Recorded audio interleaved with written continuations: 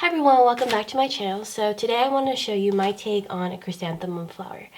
And if you go online and you search chrysanthemum, you'll actually come up with a lot of different images on ways that a chrysanthemum can look. So there's no one set way. Just like a rose, you might have a certain idea of what a rose looks like, but there might be so many different roses or flowers that can fall into the category of rose that they're not all necessarily the same. So with the chrysanthemum, what I wanted to do was I wanted a flower with a lot of petals, and so it looks very intricate because there's so many pieces all around, and also the center has the same sort of petal as the one on the outside layers. So I wanted to look uniform and I wanted to look full. But because of that, you'll have to use a lot of paper, and then it also will take a lot of time. And so I wanted to talk about my approach to making this flower first, very briefly before I get into making it. Because there's so many petals in this flower, I didn't want to sit there and cut every individual piece. That would just take so much time. And then I also didn't want to cut the piece and then prep it and then glue it all over to get this look. So while I knew that there would be a lot of time needed for this flower, I wanted ways which I can cut down that time so they can still get the same effect, but not sit there for a day making one flower. So to start, I wanted to talk about the number of petals. And so I actually used 30 pieces of paper for this flower. 30 is a lot for a flower generally. I usually use on average maybe 15 pieces for a flower this size. So 30 is about double that. And I actually cut out 60 pieces, or 60 individual pieces for this flower, and that sounds like a lot, and it is, but there's actually not 60 individual petals. There's more than 60 here. And I just thought that the best way to minimize the prep time for this flower but still make a great flower is to find ways that I could just put it together without having to think about the flower as I'm putting it together. So this is something that I think you can make if you're watching TV or listening to podcasts, and you don't have to put a lot of thought to get a flower this intricate. Now I want to start talking about the petal. So I'm going to move this to the side and show you what I came up with.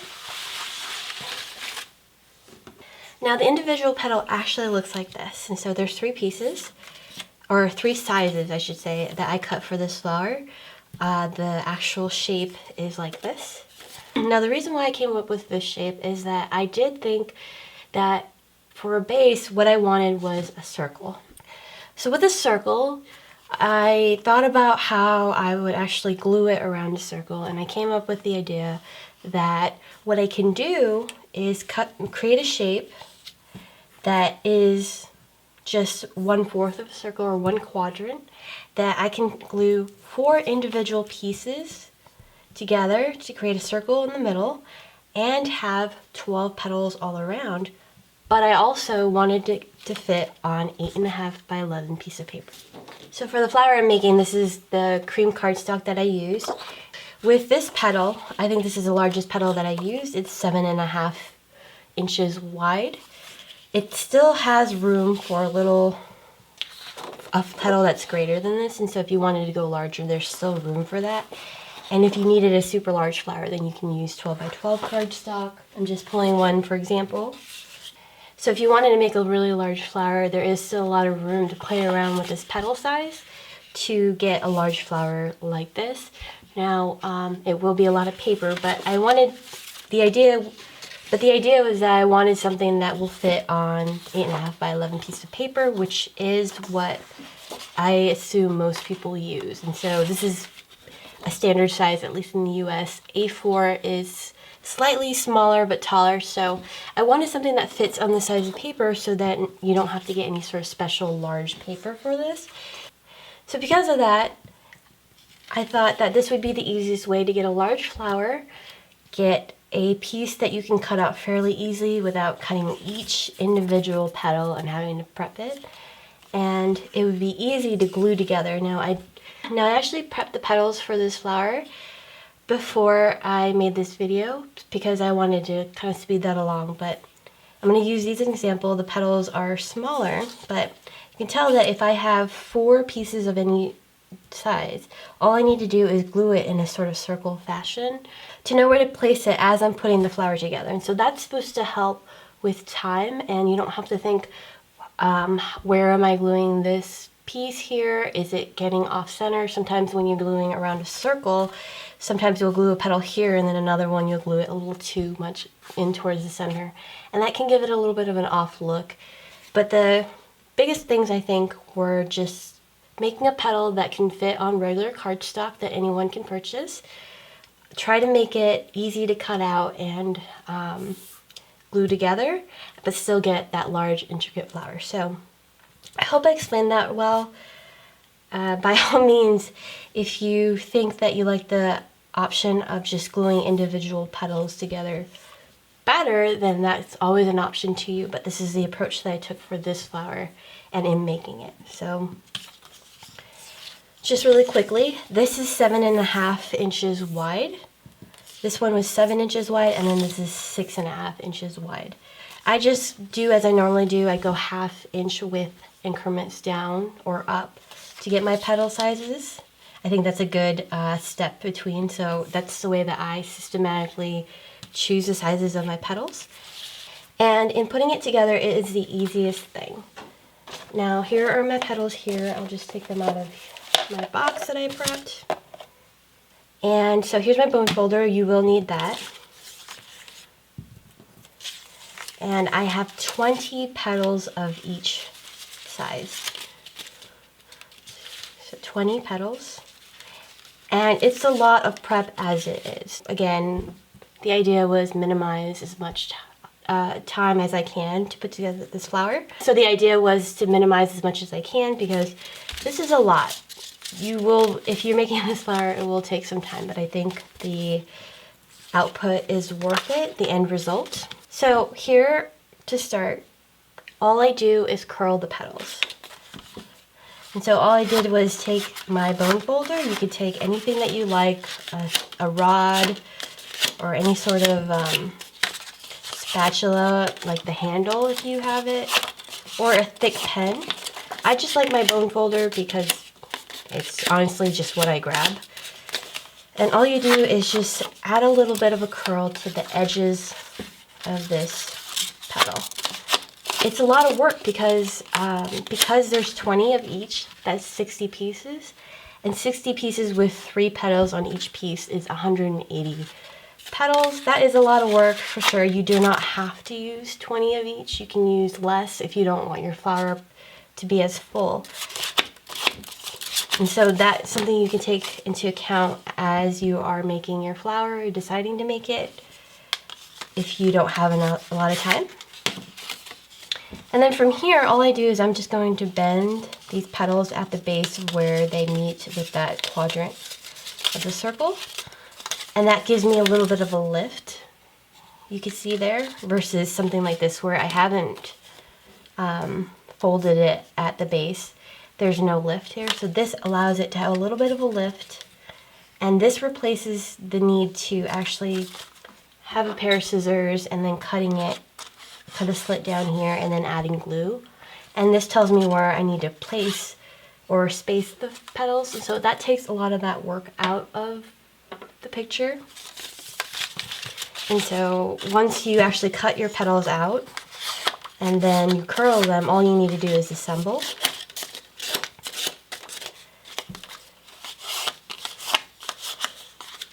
So with the actual petal shapes, like what I would have as a template, you can always just, because you're just using a number of sizes, so here's 3, you can use 2 sizes or even 1 size petal for the whole entire flower.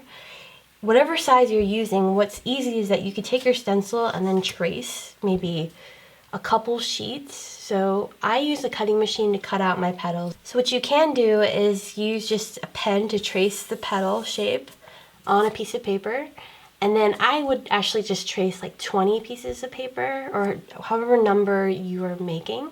So you trace less sheets, but then once you take a trace sheet, so a sheet that has the petals traced on it, you can just take 2 pieces of paper underneath and then cut 3 petals at once or more. And that way you actually cut down a lot on the cutting time. With a cutting machine, I have to actually take so much more time cutting it because it takes time to actually load the machine and load the file and then take off the piece of paper and load it again. So that takes a lot of time, and I can only cut one sheet at a time. So I would actually recommend doing it the trace and then cut with scissors method with something like this, which saves a lot of time. But you can certainly use a cutting machine, especially if you have a larger mat, maybe something like 12 by 24. That will help a lot as well. And if you're cutting it out of a larger piece of paper, so again, I used 8.5 by 11 piece of paper. So it took, I was able to cut 2 petals at once. And so maybe if you use a 12 by 12 piece of paper, it'll actually, maybe you can cut 3 petals at once or 4 petals at once. I actually haven't looked, and it also depends on what size you're using, but those are different ways that you can save time in making this flower. And the last point that I want to say is that because this flower is so full and there's so many petals, I think it works well as a flower that is made smaller because it has a lot of texture and dimension to it that you don't need it to be such a big flower. You can save that for a rose or something. So making a flower like this, smaller but with so much, visual interest, as I like to call it, to it, you can get away with making more of them. And then it adds a lot of texture to your backdrops or whatever display that you're making. So once you've got everything curled and creased, after you've cut out all the petals, it's just simply putting it together. And so I'm going to start with my largest petal, and I'll just turn those around for later. So with a hot glue gun, I'd like to take the first 4 petals and measure it, or sort of just put it against my circle base. I forgot to mention that because there's so many petals in this flower, you want something for your base that's thicker. So this is actually 110-pound cardstock. It's still not super thick, but you can use cardboard, cereal box cardboard, anything that's thicker that you might have, or you could just maybe use 2 pieces of cardstock together. You want a thicker base because with so many petals, it will be heavier, and because all the petals, there's so many petals, it may support it better if you have a heavier backing to it. And this is a 7-inch circle. I just decided to use 7 inches. I knew that the circle or the base would be bigger than what I would need it to be, but I was fine with that because, again, it's a heavy flower because of all the pieces of paper. So with that, I know that the base is larger than what I would need. That I take 4 petals together and I sort of measure out where it is in the center of this base. It doesn't have to be perfect, but I'd like to get it a little bit centered. And you can see that once you glue it together with the 4 pieces together, now I'm trying to hold it all with my hands or fingers, and it is falling apart a little bit because they're not glued, but I'm trying to demonstrate that you can see now it's like a full flower, one full layer, and you didn't have to glue these individually, and that once you have all the petals going, it's just a matter of gluing these pieces together, and it's super easy. So I like to kind of keep that there, and then just add glue to one piece.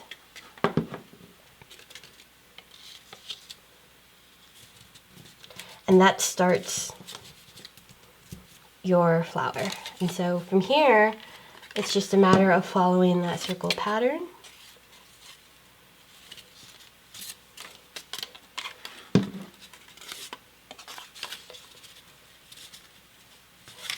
And then one more.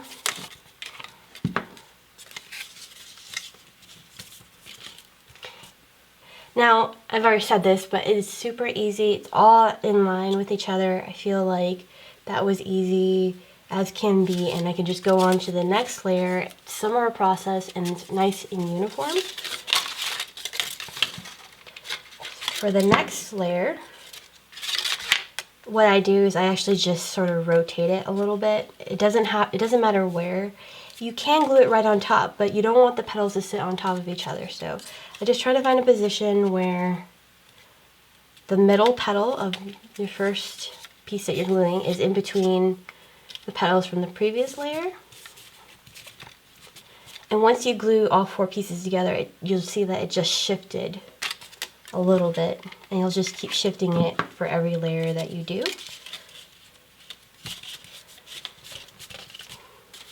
If you don't glue the circle, the next layer, perfectly on top of the other one, it's fine too. There could be slight variation to it. It won't make a huge difference. But I noticed that in the past, when I cut flowers using a circle base, if I'm trying to make the flower too quickly, if I'm just trying to put it all together, I'll notice at the end that it looks a little bit off. And sometimes I want that look. I don't want it to look so uniform. And other times it bugs me. I think it's with flowers that have all these little petals, it's where I get irked if it's a little bit off. So any like sunflower or daisy, I want them to look a little more uniform than not. And so this is perfect. I was thinking that although I wanted this to be my flower for a chrysanthemum, this is perfect for another daisy or a sunflower if you don't have a lot of time, because then you could just build upon all these petals and then just add your center. So with a sunflower, I would say that all you would use is just 1 petal size. Just build up the number of layers that you'd like, and then all you need to do is just add a center in the middle. So here, if I was crunched for time, I think this is perfect for a sunflower as it is.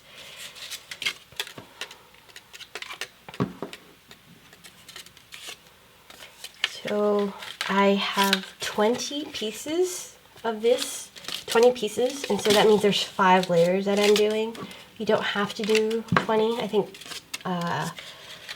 16 pieces or 4 layers is sufficient. But again, that's personal preference. I want something that's really, really full.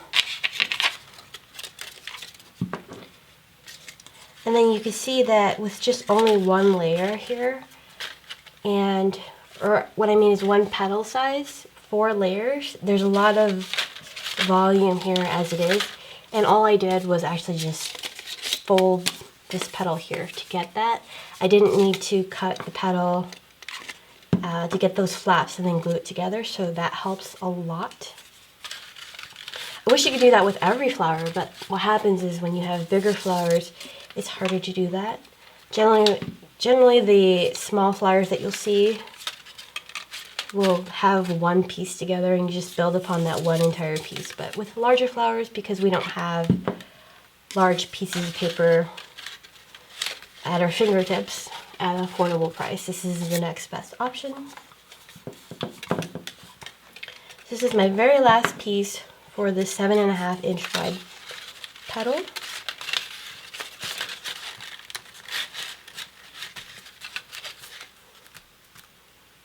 And again, to reiterate, look at how much volume there is just from that 1 petal.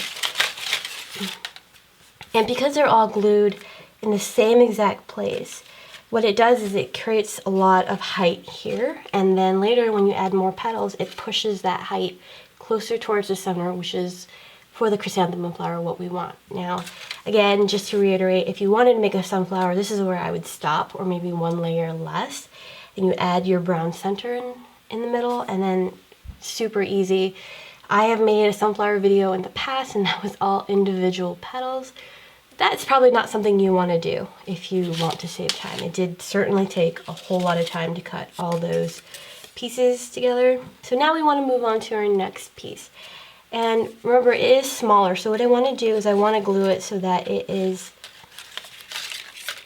closer towards the center. So you can see here, I hope that picks it up. There's a little bit of a space here. I want to glue it closer towards the center because it's a smaller piece, and that circle in the center will be smaller. What I did was I just took this point here and matched it up with the point from the petal layers before that. So what I did here is I also still tried to make sure that the petal in this current layer sits in between petals from the previous layer.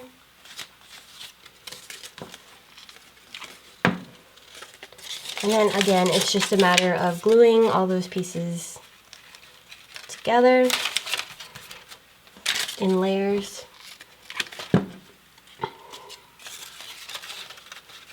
So it's slightly smaller. The petals here will be more pushed towards the center. That's what we want, so just keep going. So I actually am originally from California. I love California. I go back very often and my parents are still there. And now I'm in the Midwest. I'm starting to learn some of the customs here, the things that are more popular here than would be in California. And one of the things is fall flowers, or like fall mums. So once it kind of hits the end of summer, I start seeing a lot of plants for sale and on people's front porches, and usually those big mums. And so I mentioned this before and I probably will mention it a lot. My own stories all relate to this new place that we got, but we finally got a place where I can put out flowers in our porch. So I bought a couple mums. I bought one big giant one that had two colors on it. It was like a lavender color and a yellow color mum. And I honestly do not know how to take care of them. Like, I guess I thought that maybe the fall mums won't be too difficult to take care of, and I looked up online like ways in which you can care for it, and it said like don't ever let the flower get dry, but not too wet. And so I tried to follow those instructions, and I still inevitably killed that plant. I think a couple times the wind blew it. The wind blew it over it, and so it didn't really survive that. When I picked it up, it kind of damaged the flower a lot. And then just over time with the heat that was here, the flowers dried out no matter how much water I was putting inside it. And I did repot it. I think websites say that you should repot it, but most people don't. I did repot it and put it in new soil too, and that still didn't help. So I had to throw that one away, and I didn't know that there are certain varieties of mums that you can replant if you just cut off the top and put it in the soil. At least that's what I was told you could do. So I didn't know that, and I had already gotten rid of it. But then I bought another smaller, very beautiful, like golden mum. And the problem was it was smaller, and the petal or the stalk or the body of the mum was very thick. And this one I think I babied too much because it was one little mum in the center, and I would keep trying to take my finger and poke my fingers into the soil to see if it was dry or not. And each time I did that, I broke off the stalk from the flower. So that one I accidentally hurt that one too, and that one didn't last because every time I was trying to figure out whether it was alive or not or too dry, I would actually kill some of the plant. So that was my hint to say maybe I shouldn't be buying any of these. If I do, maybe just have someone help me take care of it. I had to water that second plant, and so it was hard to not pour water in it without getting everything wet. I know there's things that you can buy that lets water drip into the plant. I was just trying to see if it needed water too, so I ended up hurting two mums this fall. I finally bought one more that I thought would last at least until the cold hits, so hopefully that one stays alive. It's a lot bigger, it hasn't bloomed. Hopefully that one stays with us until December, maybe, hopefully. So with that, you can see now our petals are almost 90 degrees. They're sticking straight up. This is what we want. And you'll get this if you have more petals than less, obviously. This just means that we have one last petal layer or petal group to do. And so it's just a matter of doing the same step as we did before. and just having all those petals glued. And this time it's going to be, the petals won't lay flat, they'll actually have to sit up a little bit. But I'm going to glue a few layers in the same fashion to give it a little bit of thickness here. And then what I'll have to do is actually just glue it, not in that sort of circle shape, but in any way that I can to get the flowers closer together. Because when you keep doing this with the same size petal, all it will do is just create a bigger circle in the center. But I do like how in a lot of these fall flowers, you do have the center of these flowers looks very intricate and delicate in the center, with the petals that look like they're not quite formed. So that's the look we're going for here, and we'll try to build that.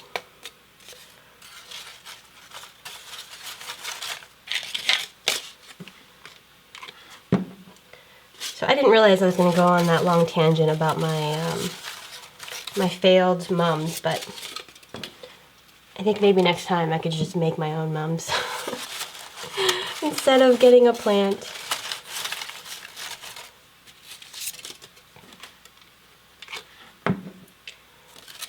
We also, for Chinese New Year, my parents will usually buy 1 or 2 mums, and those are a little bit of, they're a different variety, I think, but they're huge. And so those are very pretty, so I really do like mums. I just can't seem to take care of them.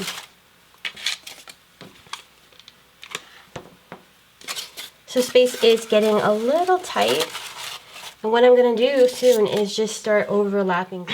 Whoops, I did not realize that my camera had shut off. Normally it shuts off after 30 minutes, and I'm usually pretty good at keeping an eye on the time. I completely forgot. So what had happened is I did look at the last frame of what I filmed, and there was still a little bit of the center in the middle. And so I actually just went ahead and filled that in. You can see that all I did was just put all those petals in there, and I'm not sure if I actually talked about it before I cut off.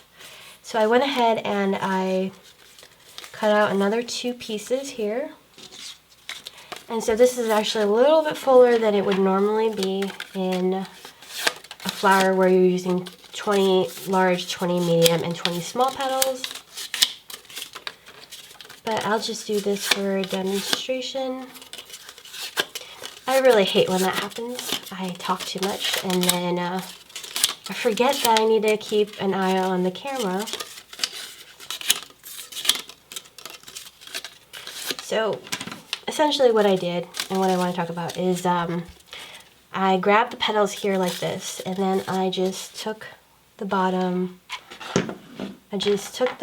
of the piece here, and then I just sort of stick it in wherever that I can. So here, after I finished gluing all those petals, I just sort of randomly rotated the petal and then just placed them in there for the center. So that's all you need to do as you're getting very, very close to fill up that space there. And I won't add this petal, I don't think it needs it, but what I would do once it gets really full is that all those petals, because it's all working off that same first, or the same circle created by the very first petal, all those petals got pushed up and upright in the center, and then a lot of times it will get a little too close and the petals will sort of stack on top of each other. You can just take it and sort of spread it out so it doesn't have that look where all the petals are stacked on top of each other, kind of like right there. So just spreading it out helps just a little.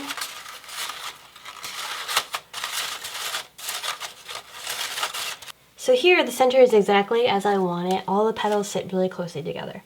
But what you can do if you want them to sit closer together is you can take a rubber band, and so this is something that I just thought, how can I get the petals to sit very close together and bunched up, like what I see in real actual flowers? The center tends to have really close pieces together here. And I was thinking, how can I get that look without actually gluing each individual piece together? That'd actually be a mess, and I don't want to see the way the glue looks when I try to do that. So I take a rubber band. This is one that I got from a newspaper I believe, and it's got sort of that yellowish color, so it kind of matches this cream color here. And I just grab a bunch of petals together, like this, whatever's in the center, and I take that rubber band and I put it around it and I push it all the way down to the base. So kind of where we folded those petals, like this, where we folded it right here is where I want that rubber band to sit. I don't want to sit underneath because then that won't help. But having it sit at that base here helps keep that flower upright and then sort of push together.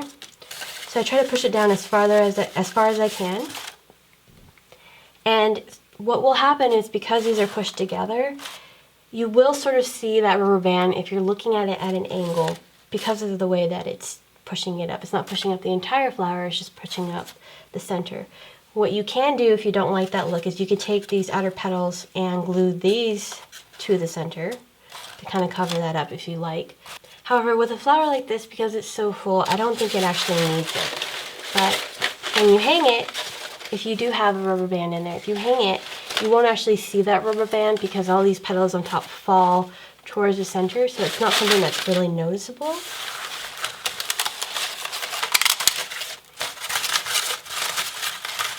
So I'm going to take out this rubber band and I want to show you where it does benefit to have maybe a rubber band. This is my original flower, so this is what I made after I created a template style and I wanted to test it out. And originally I didn't know how many petals that I wanted, and so here I did 20, 20, and 20. Here it's actually 20 and then 16 and then 12 or 14, I believe.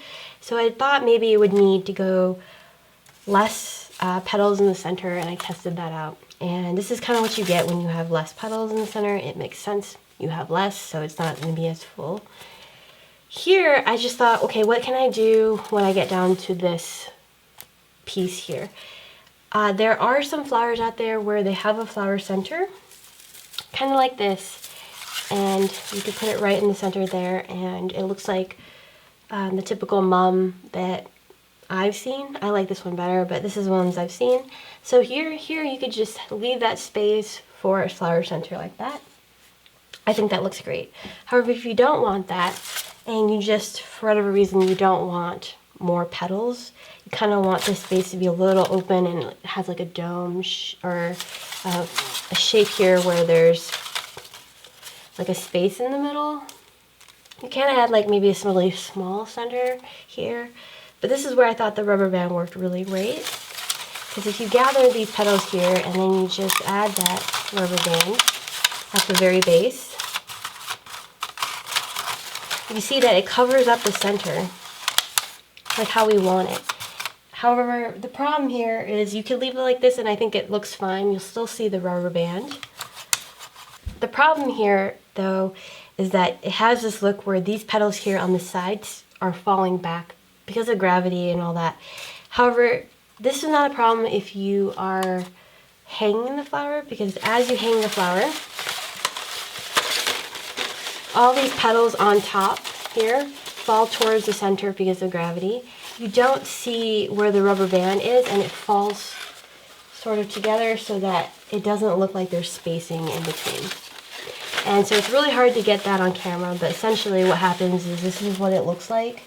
So remember, each individual petal from where we folded it is not glued down, so they're free to move around, and because of that they will fall down like towards the center as you're hanging it. So it covers up that space that you see here from where we took those center petals and pushed them together. So that works fine if you want to use a rubber band and you like this look better. I think that works perfectly. So those are two ways that you can actually make your center if you like, just like this, or without it, and you can cover it up. Those are just options that you can do for your flower. You can also just leave it open like that if you'd like. Without the rubber band, as you're hanging it, it will also, the petals in the center will fall down, and so it will cover up that space there. But just thought that options are better than having no options. So that is my take on this chrysanthemum flower for fall. So this is the color that I'm going for. I'm actually doing that gold orange cream and a dark cranberry color for fall. Let me know if you have any questions down below. Let me know if you learned anything, if you have any suggestions. Thank you so much for watching and have a happy Halloween since today is Halloween. Bye.